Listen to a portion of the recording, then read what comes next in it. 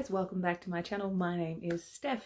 Thank you so much for tuning in. If you haven't watched before, please stick around. I'm going to be giving you a full review, wear and tear, and what fits into the Louis Vuitton Speedy. I've got the Damier Ebene and it's a size 30. I've had it for almost a year. I purchased it in July 2019. It is now May 2020. So I thought it was a great time to kind of give a bit of a review of how it's been holding up, what my thoughts are on it. It was my first big luxury purchase. Whether I think it is a great investment piece, whether it is a good piece to own for your first piece as well. If you haven't already watched before, we'll link it up here, but you are now I have something at least semi-exciting for my backgrounds, because this is my brand new wardrobe or closet that my husband installed. I did a full video on our installation of it, the process and all that kind of stuff. So I will link that up there if you're interested in watching. If you haven't already, I'm just going to get out of the way. Like, subscribe, turn on that notification bell, leave me a comment. I really appreciate it. Makes it sort of exciting. I always get excited when I get a new comment. So yeah. And if you haven't already, I would so appreciate if you followed me on Instagram at @therantingmum. I definitely post on there really regularly, daily updates. If you're interested, I would love to have you on board my Ranting Mum family. Now on to the Louis Vuitton Speedy Damier Ebene in the 30. I'm going to preface this by saying that I use this regularly. I don't use it daily, obviously, especially not at the moment, but it's definitely had a good run around town. It's not something that I've babied. I probably should have been a little bit gentler with it, but I bought this particular style knowing the kind of person that I am. I am not somebody who is gentle. I'm quite rough. I can be pretty clumsy. So I wanted a bag that would really withstand my lifestyle. And that was one of the reasons why I went against. I was looking at the Alma BB, and I'm really glad that I didn't actually end up going with that and that I went with this instead. And I'm also super glad that I went with the Damier Ebene. So I'll just give you a bit of a close-up look. You can see reasonably good condition. There is some tarnishing, so if you can see that on the hardware. If you know how to get rid of tarnishing or have any tips for helping me polish her up, I would really appreciate that. Otherwise, minimal wear and tear on the leather, on the pull tab. All the other hardware is looking pretty good. I'm not gonna dwell on the interior because I had a bit of a, well, probably a problem for the modern times. Spillage of hand sanitizer, which is why I should have been using a catch-all. I know. You can yell at me later. But again, if anyone has any ideas on how to clean the interior, please let me know. That being said, this is mine. I have no intention of ever selling it. I wanted to buy it knowing that it was my lifetime bag. So I may purchase things in the future that I decide that I don't want to keep longer term, but for this purchase, it 100% was something that I wanted to be special. And I think that it still rings true for that. As you can see, it still zips perfectly. It's really buttery. It's really well worn in now. When I first got it, it had a slight crease. I don't even know what side it was on because I can't see anymore because it's gone. So if you're worried, because obviously I didn't know this until I was doing watching some more unboxings, but that it actually is like folded up flat into the box, which would make sense, but I'd only ever really bought bags off the shop floor before, so this was my first time with something just that little bit more expensive. Before I bought this bag, the most I'd ever spent on a bag was about $300. So this was $15.90, I want to say, when I purchased it. That brings me to, is this an investment? I think it is, because Louis Vuitton in Australia have just had another price increase. And this bag now is $1,790 for the 30. So in less than a year, it's gone up $200, which is pretty crazy. I think that's probably one of the biggest jumps in a long time. So I'm not sure what it retails at in other countries. Definitely check your own website. But in Australia, it is $1,790 currently as of May 9, 2020. I think the price increase actually happened on May 6 or May 7.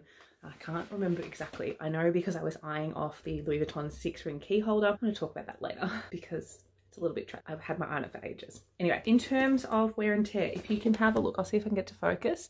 There is a little bit of wear and tear around the bottom edges where it's been sitting, but as I said, I am rough. Like I am not rough, a little bit rough.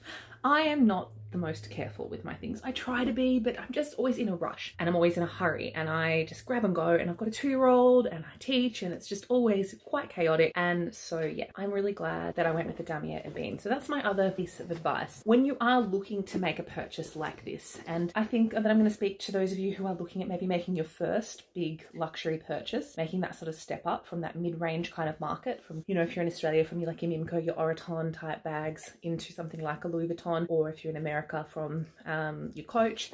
You want to make sure that you're picking the bag that's right for you, that's right for your lifestyle. For me, even the other day I thought this, I'm so glad that I didn't go with the monogram. I love the monogram. I would love to own the monogram one day. But for me, in my lifestyle, it's not practical. In fact, I have a feeling if I ever do get a monogram Speedy, I probably will go secondhand. And that way I won't feel devastated when I see my first watermarks, because it already has them. I was going to a midwife appointment.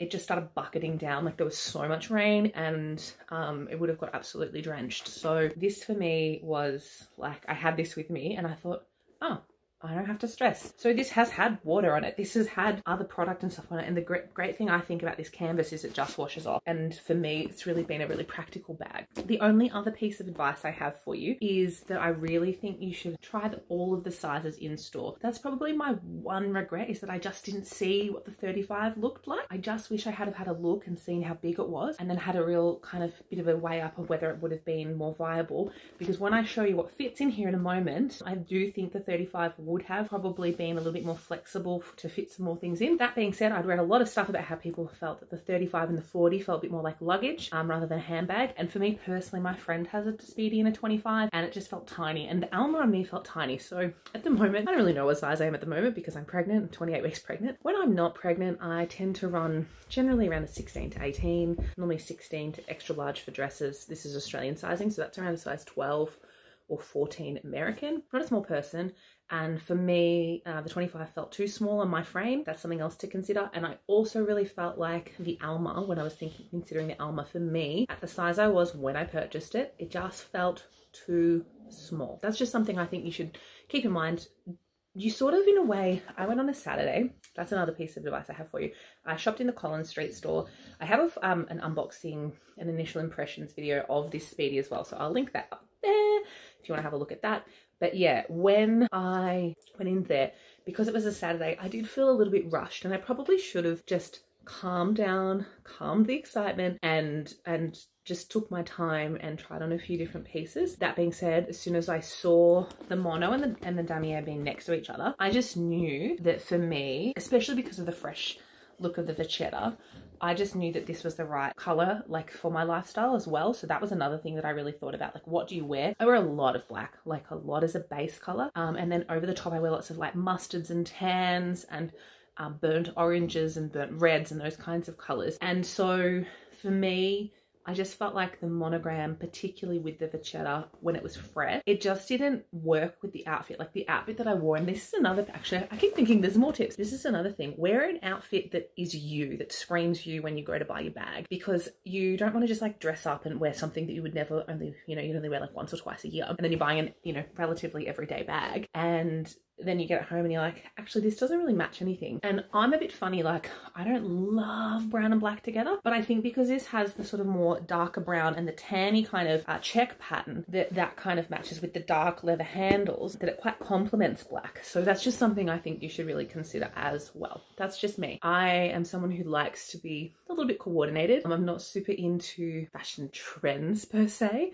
I'm more into my classic styles. A lot of my wardrobe pieces, I've done another big clean out. I've had stuff for years that I would still wear. And so that for me is important in having a bag that really matches my lifestyle. I wanted to make sure that it was the right fit and that it would be flexible with my wardrobe and flexible with my lifestyle. Review wise, really happy with this. I'm happy with the quality. I'm happy with the wear and tear. I'm happy with how it fits into my lifestyle as a, you know, semi everyday bag. I do have one other bag that I use a lot, and then I have lots of little clutches and evening bags and things like that, which I don't get to use as much anymore because I'm a mom and I work, and now definitely not. For me, this is definitely I'm 100% happy with it as my first bag purchase. I don't have any regrets. I'm very thankful that I went with a classic piece. I definitely think that there's room now for me to be able to add something a little bit more fun. But I think for a first piece, I strongly recommend picking a classic style that's going to hold its value, that's going to match as I said previously, your lifestyle. Okay, so let's have a look at what fits in here.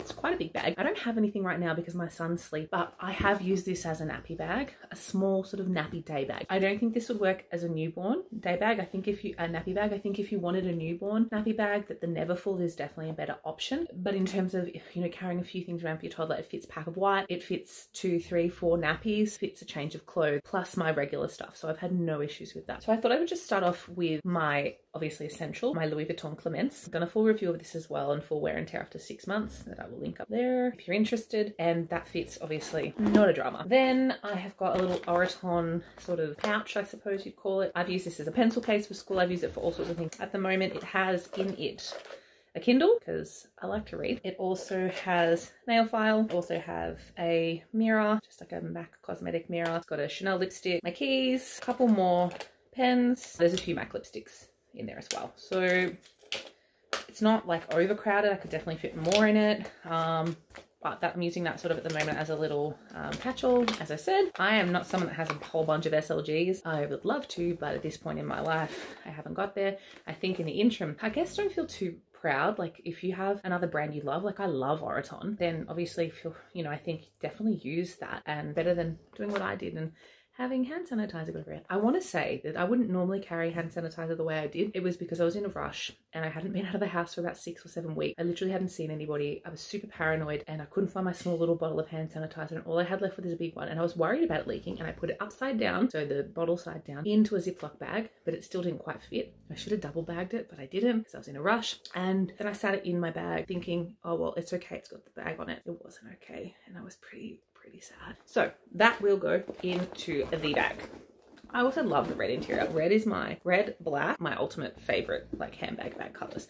So that's in, not a drama. I could now just chuck my phone in. I can't actually show you that my phone fits in here, but obviously the phone fits because I'm filming on my phone, but 100% the phone would fit. And I think I quite like it when it's slouchy. Some people don't, but I'm a big fan of it slouchy. So that's probably, you know, it is quite heavy. So that's a good amount just for like a quick day thing. But I want to show you what else you can fit if you really wanted to as well. I should add to that it is a really light bag. When you add stuff into it though, it gets heavy. And because I didn't go with the bandolier, and I'm 100% glad I didn't, I tried the bandolier on and it felt really wrong for me. So I'm really glad I got this, but it is a top handle. I generally tend to carry it like this. People actually said to me when I was looking, they were like, oh no, you won't want to carry it like that all the time, you have a kid.